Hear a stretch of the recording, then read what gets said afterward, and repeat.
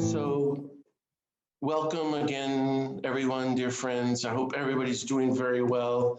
This is our sixth class since Ash Wednesday. Isn't that wonderful? Following the Nonviolent Jesus through Lent. And we're beginning Holy Week, and so we're going to dive into Holy Week. And next Monday is our last class on Easter Mondays. Just wonderful. So let's begin with a prayer. And so I invite you to sit up and take a moment of silence and take a deep breath if you want. And let's each one of us enter into the presence of the God of peace who loves each one of you infinitely. And take a moment to ask whatever graces you need this Holy Week as you seek to follow Jesus ever more faithfully on the path of nonviolence.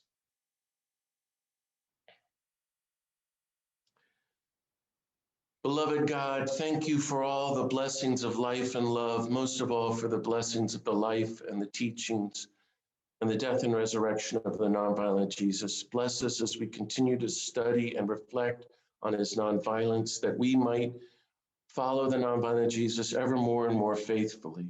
Help us to be your holy peacemakers of universal love and even total nonviolence, that we might do our part to proclaim the coming of your reign of peace and love, that we might do our part to help end war and racism and sexism and executions and all the violence and even nuclear weapons and environmental destruction, poverty. Help us to do our part to welcome your new culture of justice and disarmament and nonviolence. So bless our session, bless our Holy Week, bless our poor world. In Jesus' name, amen. I thought we'd start with a quote from Gandhi that I came across this week, which I'd never heard before. And it's like postdoctoral Gandhi. It's like Gandhi on steroids. It's Holy Week Gandhian nonviolence. I put it on the Beatitudes Center Facebook page and on my Facebook page if you want to copy it. So here goes. Invite you to listen carefully to these words. When a person claims to be nonviolent, he is expected not to be angry with anyone who has injured him. He will not wish that person harm. He will wish that person well. He will not swear at that person. He will not cause that person any physical harm. He will put up with all the injury to which he is subjected by the wrongdoer. And so nonviolence is complete innocence. Complete nonviolence is complete absence of ill will against all that lives. It therefore embraces even subhuman life, not excluding noxious insects or beasts. They have not been created to feed our destructive propensities. If we only knew the mind of the Creator, we should find their proper place in his creation. Nonviolence, therefore, in its active form, is goodwill toward all life. Nonviolence is pure love. I have read this in the Hindu scriptures, in the Bible, and in the Quran.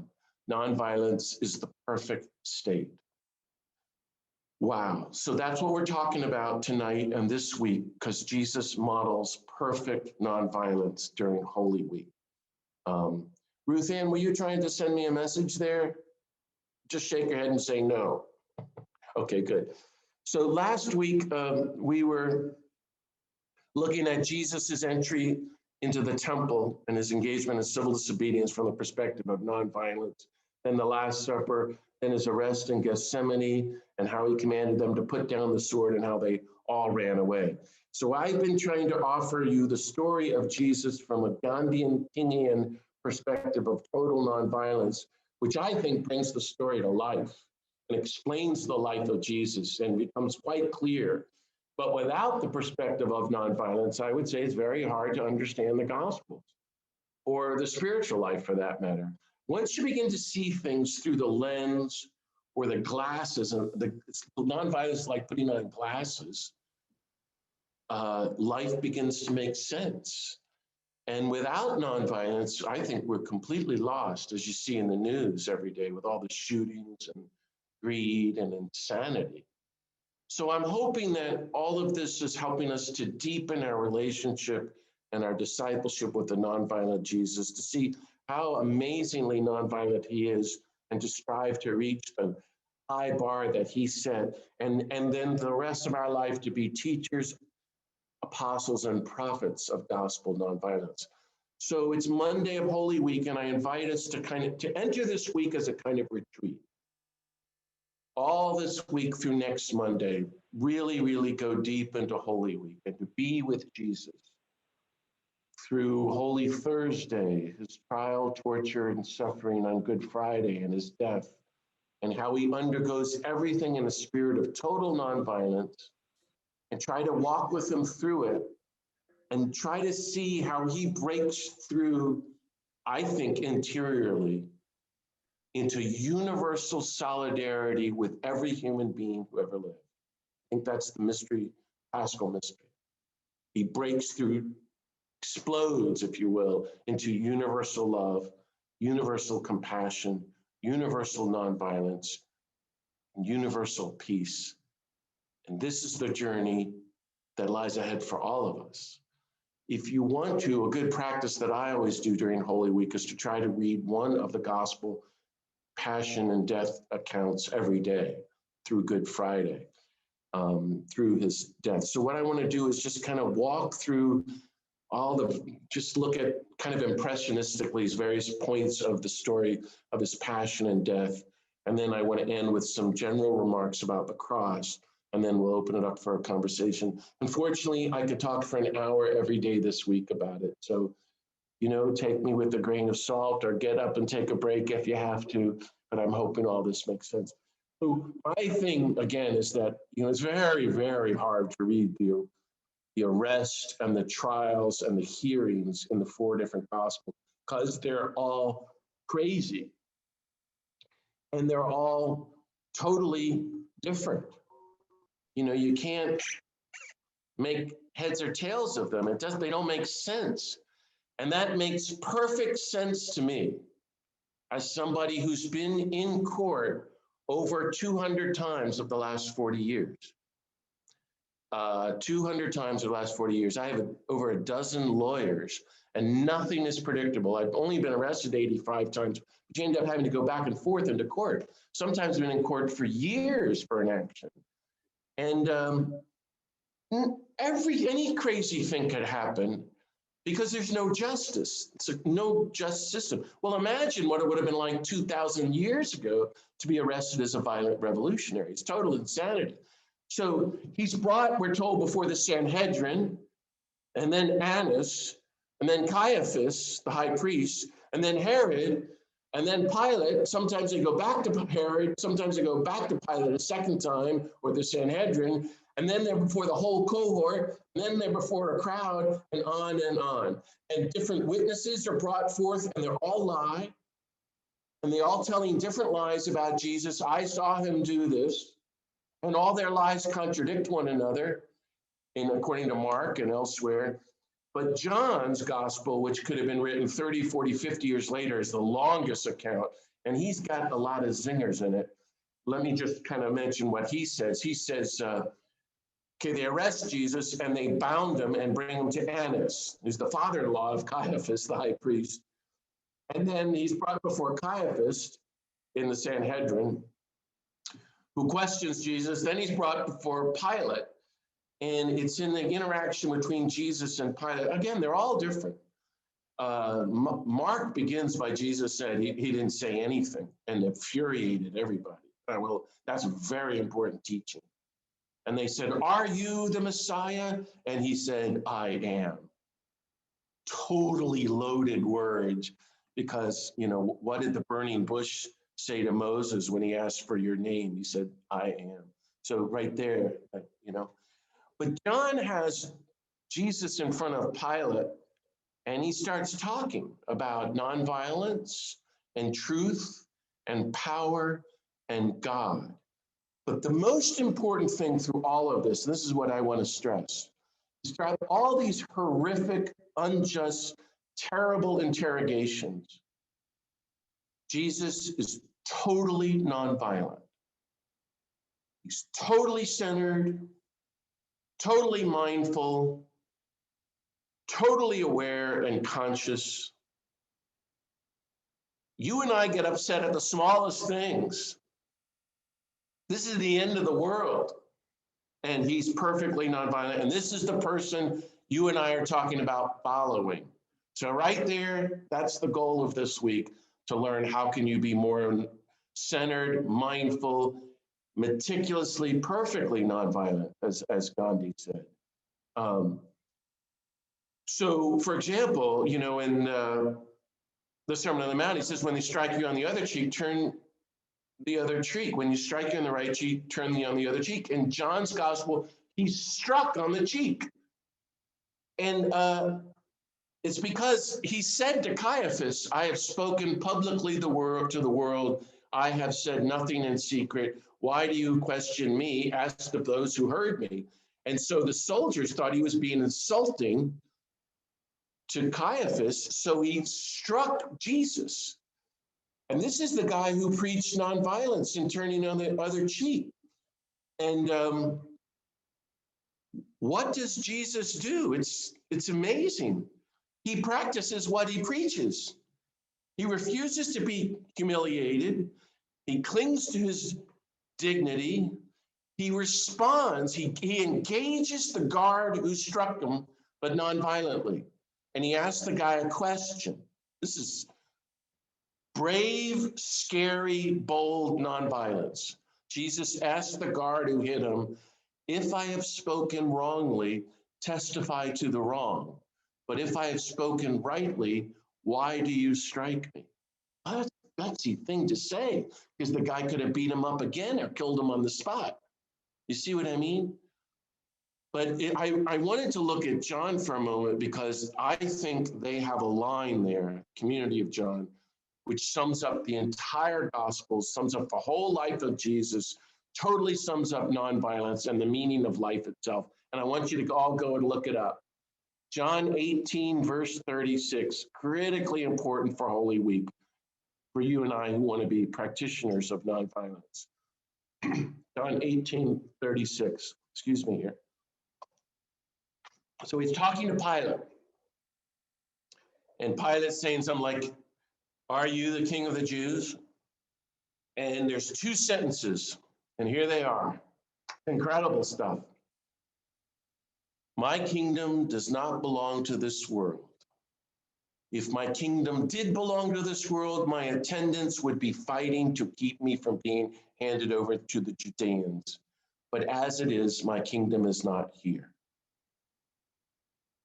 I hope you all heard it. That's the most brilliant summary of the life of Jesus and the whole world in a nutshell from a Gandhian Kingian perspective.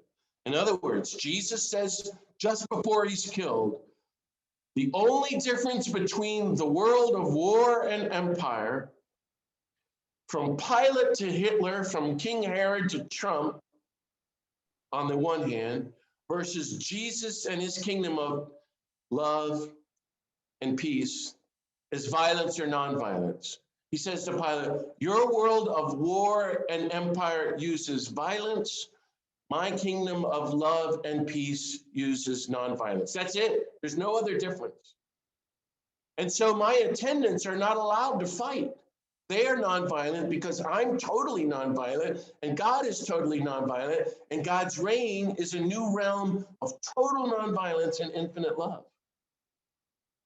John 18, verse 36. Go and sit with that. 18:36. What do you think of that? Is that what you want? Do you want to be part of that reign of total nonviolence? That's that. My attendants do not fight. They do not wage war. They do not kill. They have nothing to do with violence. Does that mean anyone who is violent, who has a gun, who works for any military in the world, who hurts anyone, who builds nuclear weapons, who supports the structures of violence, is not an attendant of the nonviolent Jesus? That means only people of nonviolence can be with the nonviolent Jesus. I'm just asking. That's what you and I are trying to do. To the extent that we are nonviolent, the more we move into total nonviolence, the closer we get to Jesus, and therefore the closer we get to God. Now you're going, John, this is a little over the top. But you're used to that by now, so that's not a problem. But I brought this up because there's a fantastic word here that is used only once in the whole Bible. Did you notice it? The word, he doesn't say my disciples would be fighting if they were part of your world, but I don't let them fight. I told them to put down the sword. He doesn't say that. He doesn't say my students, which is another word for disciples, which he says sometimes. He doesn't say my followers. He says my attendants. My attendants. I love that word. I invite you to go and meditate on it. What the heck is an attendant? Well, all I know is of a flight attendant who comes by and checks on you and makes sure you're safe and you're happy and offers you a drink. I thought that was pretty funny. That's our job for the nonviolent Jesus, to take care of him, make sure he's safe and happy despite the turbulence. So here's my question for you. Do you want to be an attendant of the nonviolent Jesus? It's a beautiful goal to set for our lives. It's another creative gospel way to look at our lives from now on. In other words, I propose to you that the best thing we can do for the rest of our lives is to try to be attendants of the nonviolent Jesus. Isn't that beautiful? And it'll mean different things for all of us.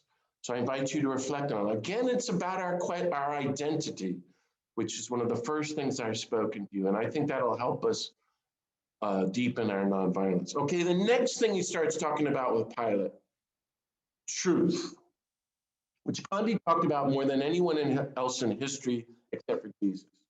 Gandhi said truth and nonviolence are the two sides of the same coin. And so I invite you to think about truth this week, because Jesus brought it up as he stood before Pilate. And what is our commitment to truth, especially in this time of incredible lies? So here's the quote. It's the next verse, John 18:37. You've all heard it before. Cheryl, this is for you. Listen intently. John 18, verse 37. For this I was born, and for this I came into the world, to testify to the truth. Everyone who belongs to the truth listens to my voice. Another beautiful, beautiful teaching. Do you belong to the truth? Do you want to belong to the truth? Yes, of course. What does that mean for you? Well, it means you're a person who now listens to the voice of the nonviolent Jesus from now on. Well, we're right back to the transfiguration. Remember the commandment from the cloud, listen to him. So again, we're hearing an invitation to listen to the voice of Jesus, because everything he says is testifying to the truth. And then we want to be people, as his followers, who testify to the truth in a world of total lies. This is part of our vocation. This is what it means to be a person of nonviolence. Well, what does that look like for you? How are you doing? How are you testifying to the truth today? Well, that means you're denouncing the lie of war and racism and greed and guns and poverty and nuclear weapons and the Pentagon and nationalism and destroying the environment. That's all a lie. And you're inviting everyone to the truth of the reign of God. Now, I mentioned this earlier. Another thing that happens pretty much, I think, in all of the texts is that sooner or later, Jesus stops talking. This is very important. He refuses to speak. And he just stands there, and everybody's freaking out and yelling at him, usually Herod or Pilate or Caiaphas, and he's quiet. And they're yelling at him, why are you being quiet? Now, I was always interested in communication. How does Jesus teach? I think I've told you this before. He comes out and goes, okay, I'm going to tell you what to do. offer no violent resistance to one who does evil, love your enemy, seek first the kingdom of God. The Sermon on the Mount. He just tells it plain, and everybody goes, what? Are you kidding? So that doesn't work. So then he moves on to like Salvador Dali, and he goes, a sower went out to sow. Oh, you don't like that? The kingdom of God is like a dragnet. What? He's talking in parables, and even the disciples should say, what the hell are you talking about? And it's repeated over and over. They're clueless. And then he starts really getting provocative. I think he's nonviolent. Others think he's violent, but I don't. And, you know, you're like a brood of vipers. You all need to wake up and change. Well, that doesn't work, and they all get mad at him. And so he moves into the fourth type of communication, silence. I invite you to go and stand next to the silent, nonviolent Jesus who is on trial by the empire. You can go and pick any of those texts and start reading them. First, it's in Sanhedrin in Mark, but in John, it's Pilate. And you begin to, if you can meditate on that and be silent with the silent Jesus who's being condemned to death, you realize what the brilliant evangelist is telling us. Are you ready? Who's on trial in this scenario? Who's the real judge here? Because everybody's yelling and violent and lying and freaking out. And Jesus is standing there like Buddha, to put it stupidly, or Mount Rushmore, you know what I mean? Like Mount Everest of nonviolence. So the tables have turned. Jesus is the judge, and he's judging everyone, from Pilate and Herod to the religious authorities to everyone on the planet. The silence speaks volumes. It's a final form of non-cooperation with lies and empire.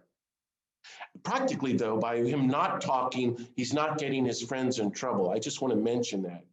And because every time I've been arrested, you know, they're always trying to widen the conspiracy. And I have amazing stories about that. Who else did this action with you? Jesus doesn't want to get Peter and the gang in trouble. It's amazing. It's nonviolence. He's still protecting the guys, the men and women with them. It's beautiful. But really, he's the judge. And this is a type of protest. So I want you to be with him there and experience his silence. Then we have a whole different shift, another scene going on. Buckle your seatbelts. His name is Peter. Now, Jesus at the Last Supper, and he's saying, one of you is going to deny me. No, we'll never deny him. And Peter says, are you kidding? I'm going to jail and I'm going to die before doing that. And Jesus, poor Jesus, says, yeah, the cock's not going to crow twice. You know, by 2 a.m, you will have denied me 3 times that you even know me. No, not possible. And in Mark and John, we're really told a lot about this in all the Gospels. So it's clearly an authentic story because it's not flattering to Peter, but it's very helpful to us, Peter's descendants. And they give us a very strange detail. And if you see my strategy here, I like to look at the story and pick out 1 or 2 details to help unpack it for you and invite you to go and sit with the detail. So Jesus is being interrogated and struck and tortured and questioned where? In the Praetorium, which is a horrible Roman building in Jerusalem. They claim to have the ground floor there today. I've been there in Jerusalem, I don't know. But all the Roman soldiers are there, and they would have been kind of semi-outdoors. So Jesus is can be seen being tortured. And we're told Peter is trying to get close to Jesus. So he ran away, but now he's kind of running back to get closer to Jesus. Okay. And he's watching this from the outside. And we're told it's freezing cold. It's nighttime, probably 1 or 2 a.m. And they all start yelling at Peter. Aren't you one of him? Aren't you a Galilean? Didn't I see you with that horrible revolutionary? No, I never, no. And then finally, Peter starts cursing.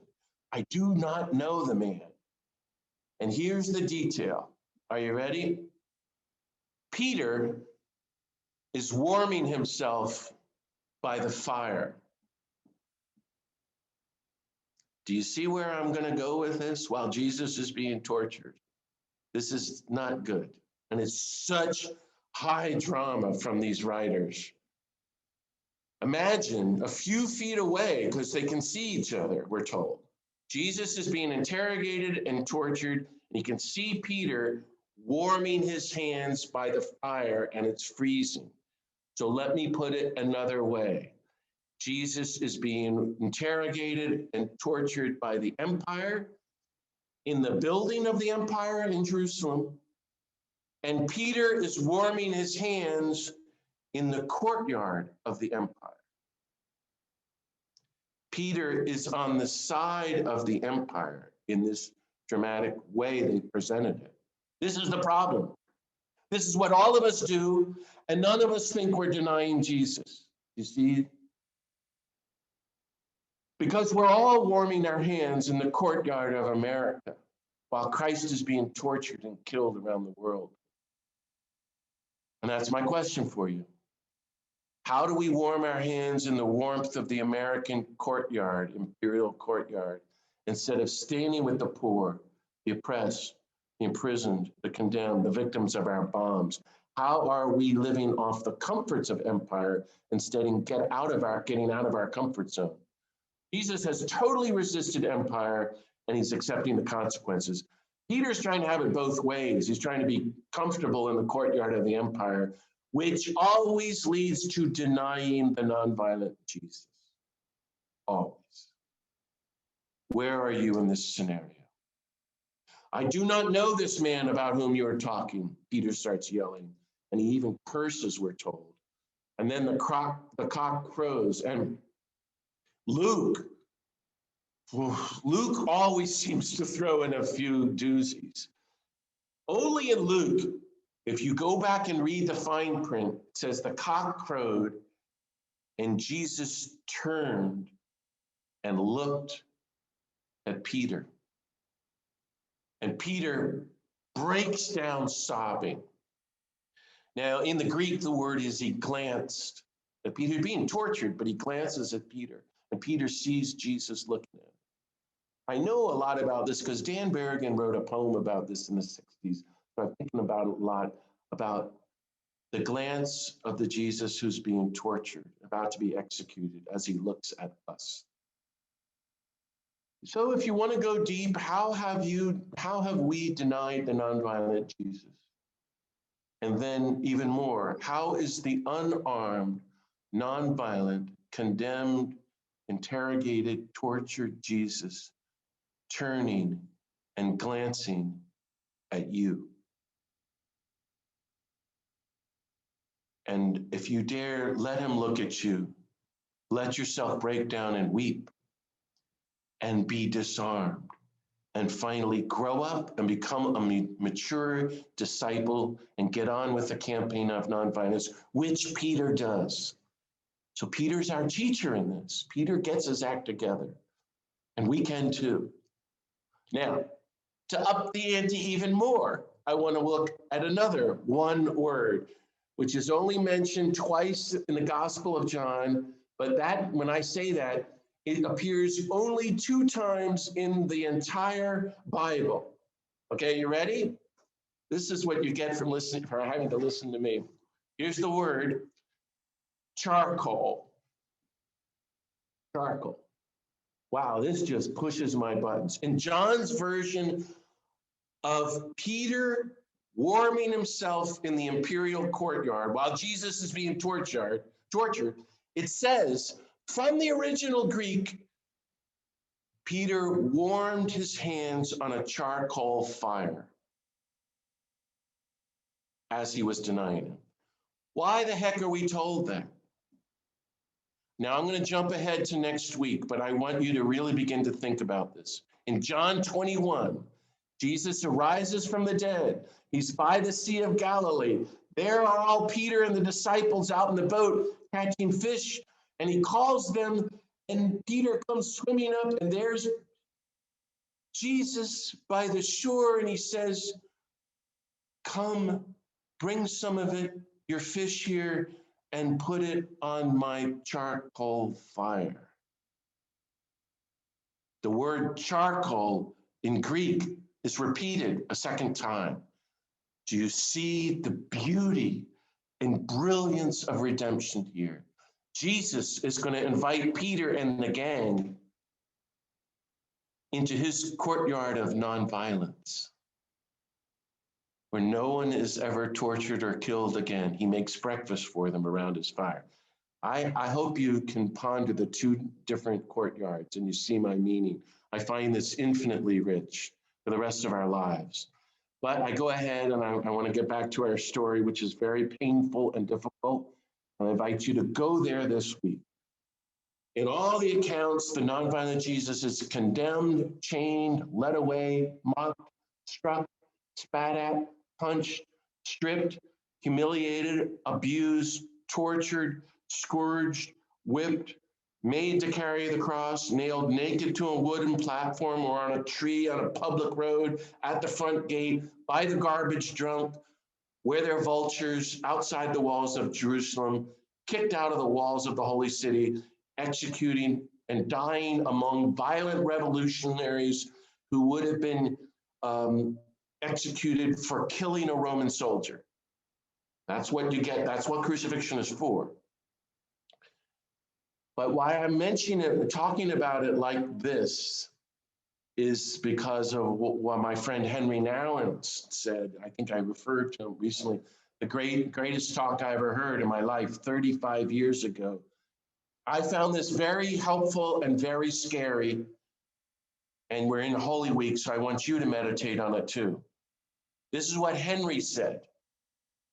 Jesus's whole life is a life of nonviolent action, and that means action verbs. Jesus taught, he healed, he walked, he touched, he called, he spoke out, and so forth and so on. But once the passion narrative starts and all these horrors are done to Jesus, it's all passive verbs. And this, my friends, is the journey of nonviolence. This is what happens to us too if we want to follow the nonviolent Jesus and go all the way. We go from nonviolent action and doing active things with active verbs to passivity, to our death. These things are done to him. Again, he's condemned, led away, mocked, punched, humiliated, tortured. So all this was done to him, and he died. But he remains strong in faith, hope, and love. He's totally centered and mindful and in total nonviolence, the Mount Everest of nonviolence. So that's the difference, and that's the way we want to go to our deaths. That's what I'm bringing this up for. Now I want to bring up another point and another word, which is a terrible, terrible detail that I first discovered when I made the long retreat when I was living in Belfast in 1997 and 98. I was on a 30-day silent retreat and reading the Passion accounts, and I looked up the footnote. Matthew chapter 27, verse 27. You can write that down because I think it might be worth going and looking up. 27 in Matthew, but it might be in Mark and Luke as well. I don't remember. I'm just going all around here. So it says the Roman soldiers led Jesus inside the praetorium where the Roman governor lived, and it would have been this big military fortress. And it says there they gathered the whole cohort around him. So I'm going to read to you now from the Gospel of Matthew, chapter 27, verses 27 and following. Then the soldiers of the governor took Jesus inside the praetorium and gathered the whole cohort around him. And they stripped off his clothes and threw a scarlet military cloak about him. And weaving a crown out of thorns, they placed it on his head and a reed in his right hand. And they started kneeling before him, and they mocked him, saying, "Hail, King of the Jews."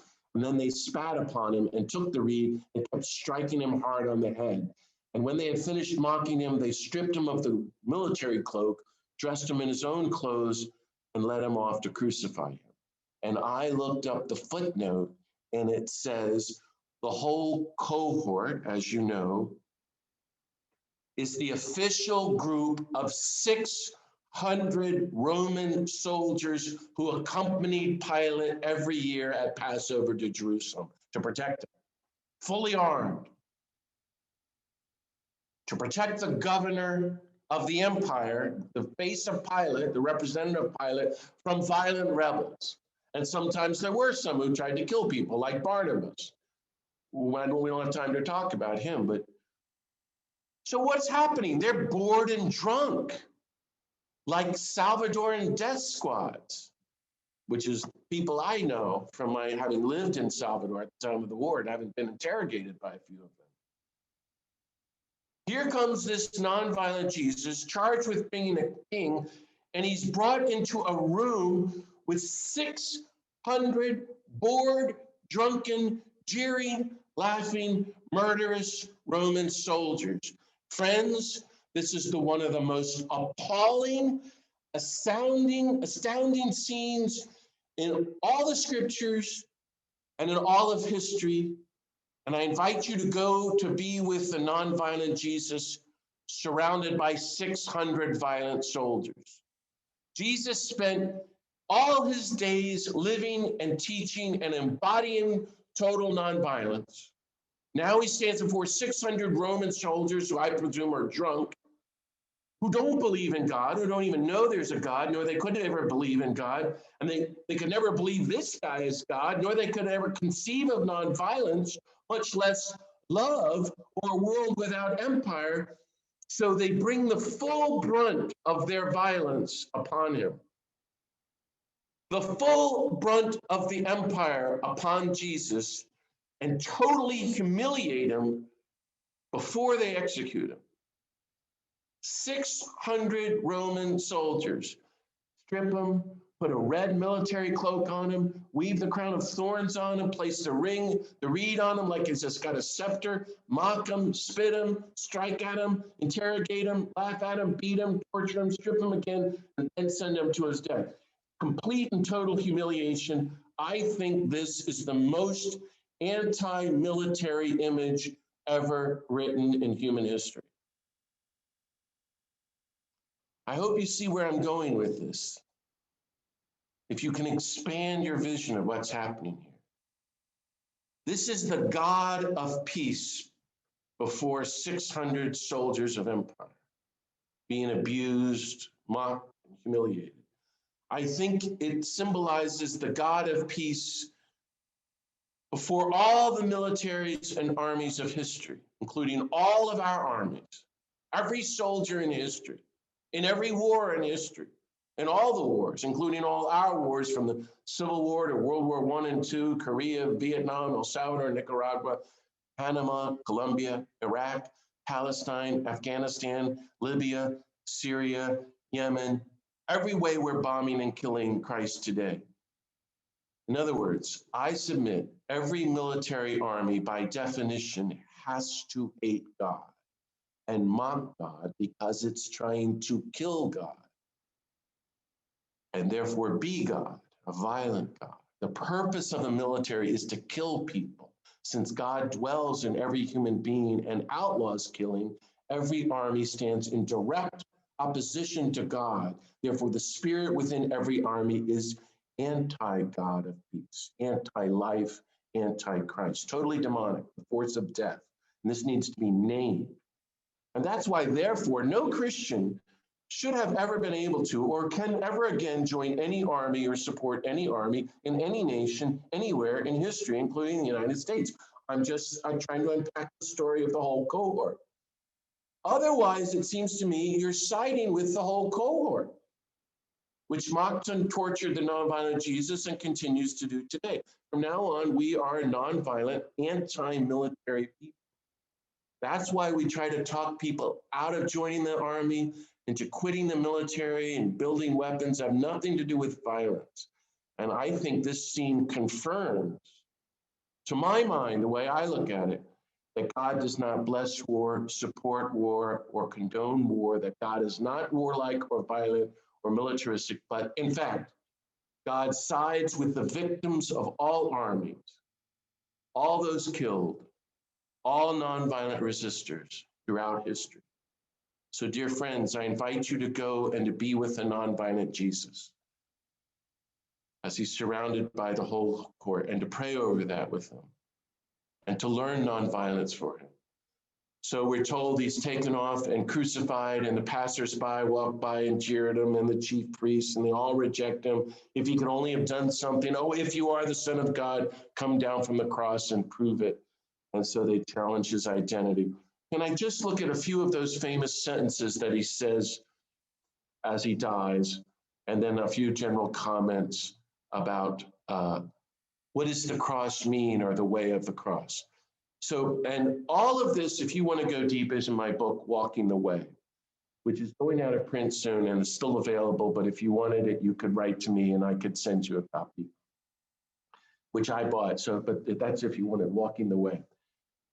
So, my God, why have you abandoned me? We've all heard that. It's very mysteriously. What the first century readers all would have understood, that one question, is something none of us understand 2,000 years ago. This is very important to write this down, and this is part of your Good Friday homework. That question, my God, why have you abandoned me, forsaken me, is the first sentence of Psalm 22. Isn't that fantastic? Which means that everyone who ever heard that early on would have said, wow, Jesus is going to his death through Psalm 22, and they can't write the whole psalm, so they give the first sentence, which sounds like he's been abandoned by God. My God, why have you abandoned me? But I want you to go back and read Psalm 22. It's a good practice for Good Friday, because it moves from total despair to still believing in God to, in fact, I know God lives and everything's going to turn out well. And so it's almost ecstatic hope, the last lines. I'm going to be even more faithful to God. It's amazing. And that the writer put that line on the dying words of Jesus.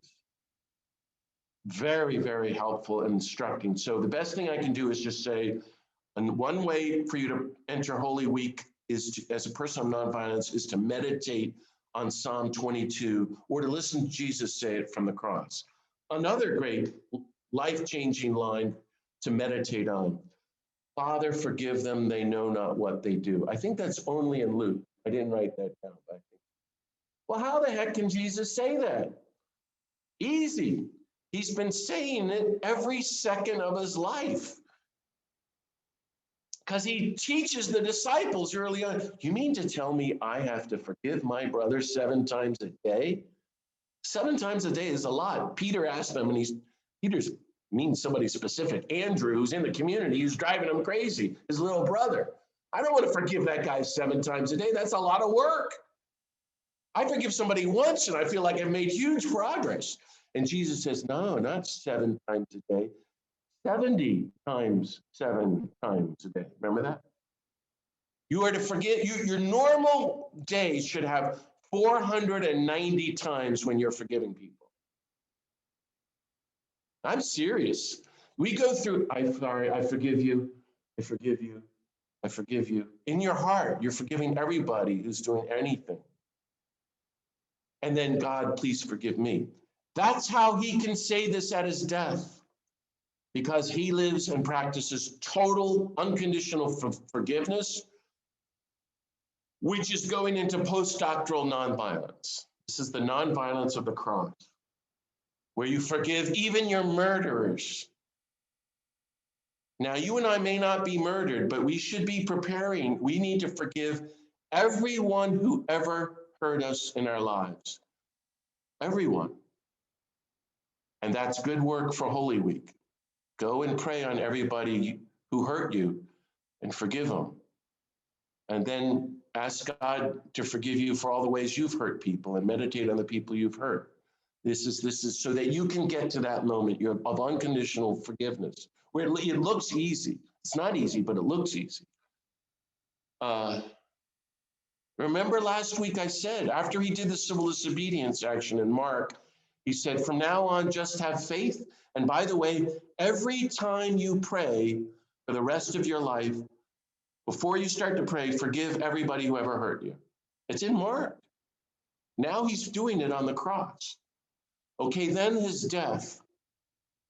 The moment of his death, he says, it's different translations.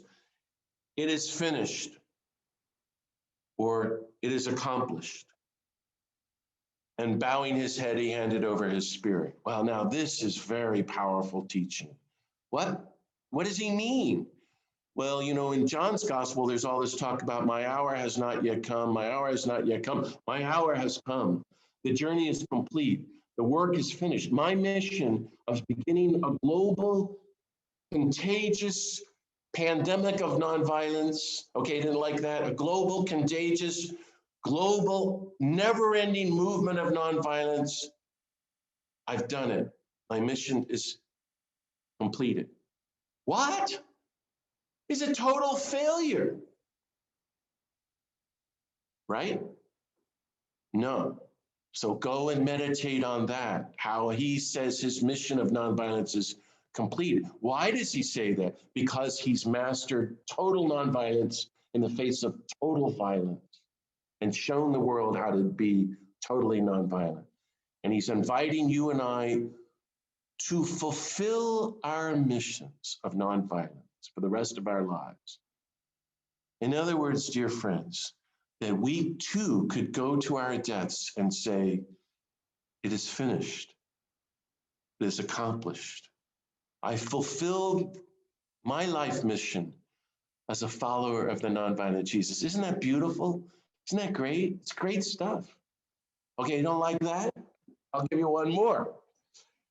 Into your hands I commend my spirit. This is Luke 23. Father, into your hands I commend my spirit. So the key here, how does he do all this as he's dying? He's living in relationship with the God who says, you are my beloved, till his last breath. Into your hands I surrender completely to the God of love. That's how he's able to be nonviolent.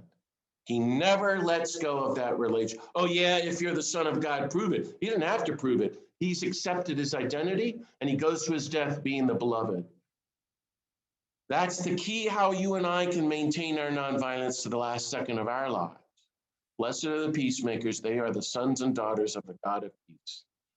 And so when we die, we can say, into your hands I commend my spirit, and totally trust, because we are the beloved sons and daughters of the God of peace. Love your enemies, then you're really the sons and daughters. Remember all that we talked about? Jesus was faithful to his identity. You and I want to be faithful to our identity.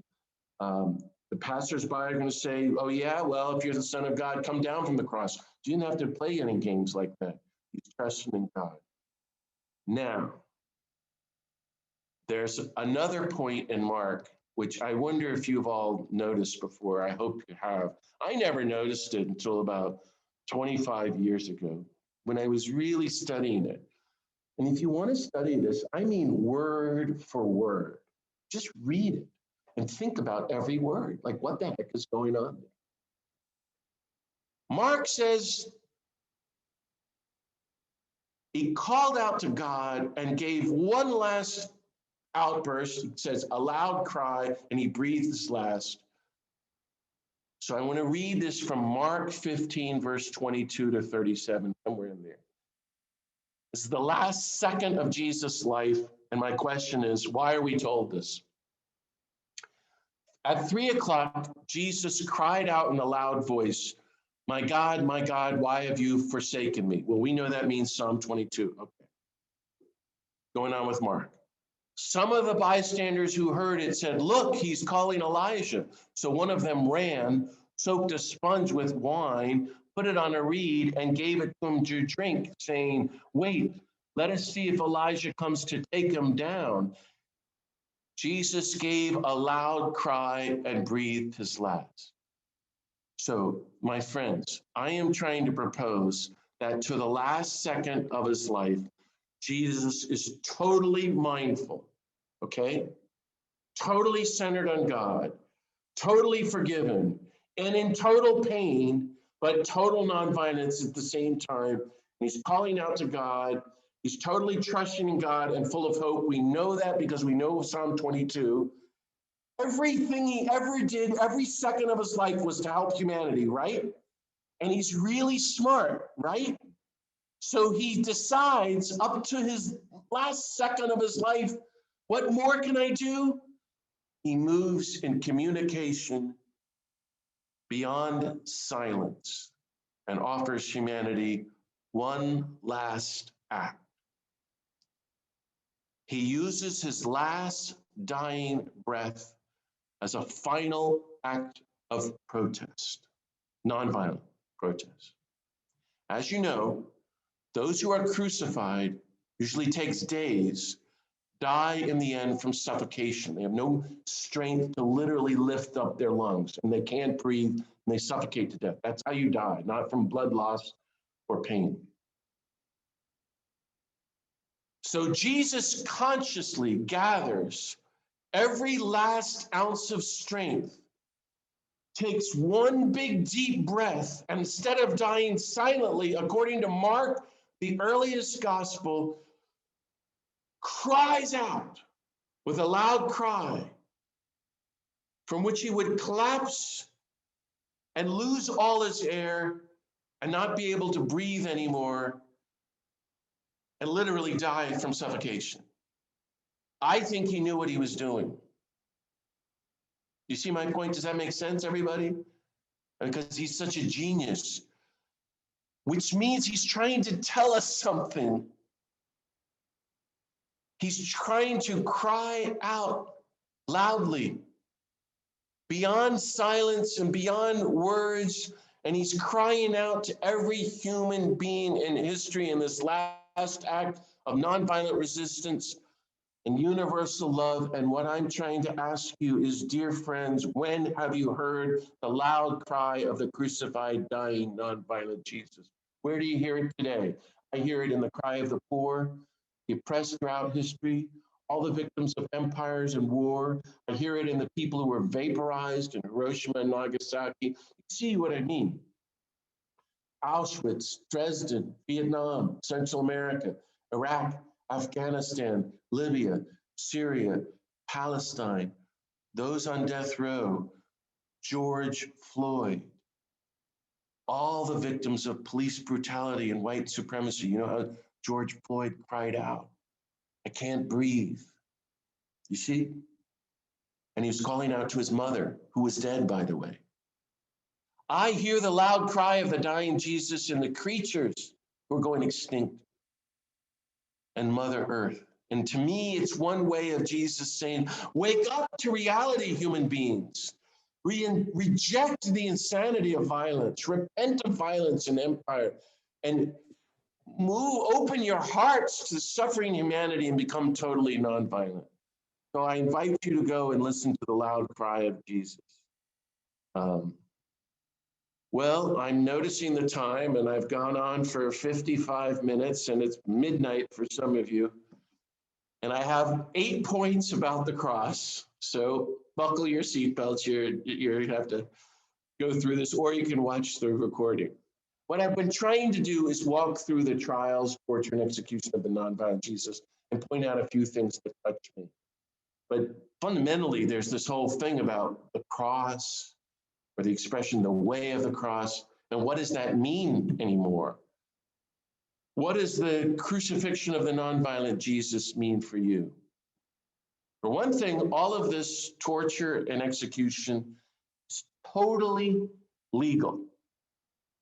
That's why if you study the letters of Thomas Merton to Daniel Berrigan, the very first letter of Merton to Dan says, well, Dan, it's a terrible time we're living in. And because what they did to Christ, now they're doing to the world. And in the end, the destruction of the planet through nuclear weapons will be totally meticulously legal. The crucifixion of Mother Earth is legal. You know, fracking, fossil fuel drilling, it's totally illegal. You can destroy the planet. We can destroy the Amazon, destroy the Arctic Circle and the polar bears. This is what we're getting at. Here are my 8 points. First, now, again, these are things that push my buttons. I don't know if they're helpful for you, but they help unpack the story for me. And the first groundbreaking person in history, well, the first one was Andrew Trocmé in the 1940s in France. The second one was John Howard Yoder in his book, Politics of Jesus in the late 60s. And he wrote this terrible line, "The cross is not having a flat tire." What? The cross is not having a difficult mother-in-law or father-in-law. What? The cross is not having a terrible boss at work. Or your hot water heater just exploded and I'm carrying my cross. Baloney. Baloney. Has nothing to do with the cross. The way of the cross is nonviolent resistance to the culture of violence and systemic injustice and empire through lifelong, steadfast, active nonviolence. So take up the cross of active nonviolence to resistance and follow me. So every day for the rest of your life, you're resisting the culture of violence and empire. And you're going to get in trouble for it. But John Lewis called it good trouble. Your family's going to be mad. You can lose your job. Church people are going to get mad. You might get arrested. You might be put in jail, but for Gandhi and Dr. King and Romero, you might get executed. No, for thousands and thousands of people, you get executed.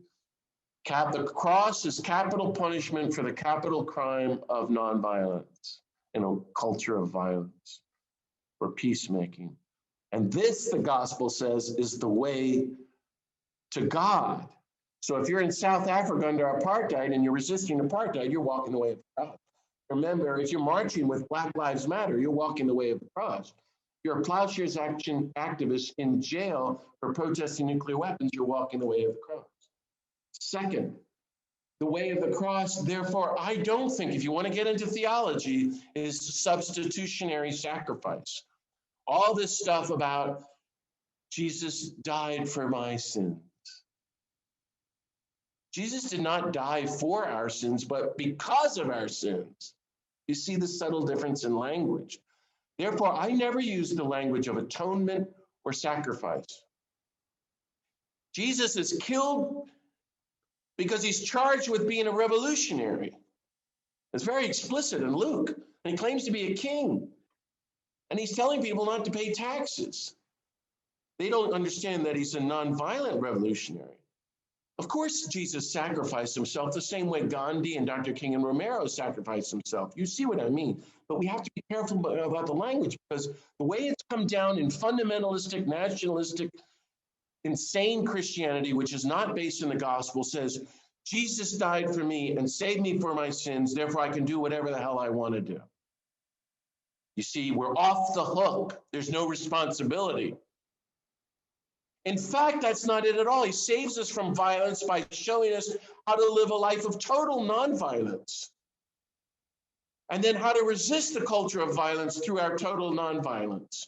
And in doing so, how to therefore disarm the world or continue his grassroots movement of disarmament and transformation. He's not letting us off the hook at all. Actually, we have to become more and more like him, and we're taking responsibility for the violence of the world. We're undertaking the same journey to the cross, and it's hard. Third, the dynamic of the cross, somehow the way it works is that it basically suffering love, innocent suffering love, as Gandhi said, touches human hearts and begins to disarm us. So the suffering of the nonviolent Jesus haunts us through our lives. And sooner or later, this spectacular universal suffering love of this innocent victim of empire is going to touch our hard hearts, disarm us and heal us and change us and lead us onto the path of universal love and total nonviolence. That's why Dr. King said this phrase every single day of his life in his speeches. I've studied this. to the African Americans who are going to take risks by joining the civil rights movement. He said, unearned suffering love is redemptive. He's talking about the cross. And he talked about the cross every single day. Nobody talks about the cross today.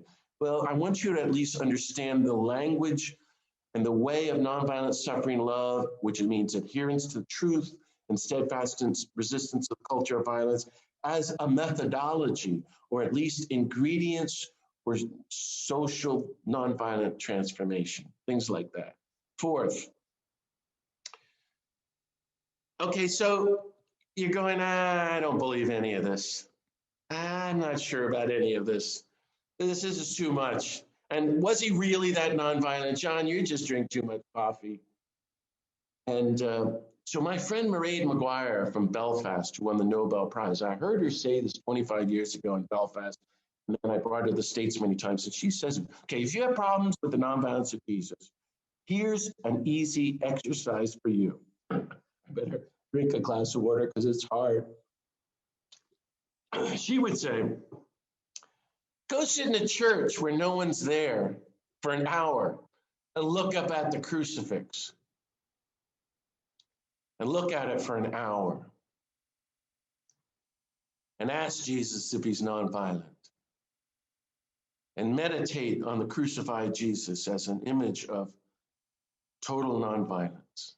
Now, this is a teaching from, I think, maybe the greatest living peacemaker and person on the planet right now. So I invite that, if you want, for Good Friday. Fifth, the passersby. Well, I better wrap this up. But, you know, how are you a passerby by the crucifixion? That's basically my question. A lot of people walking by going, oh, isn't that a shame? And they're mocking him. Oh, yeah, if you're the Son of God, come down and prove it. No compassion.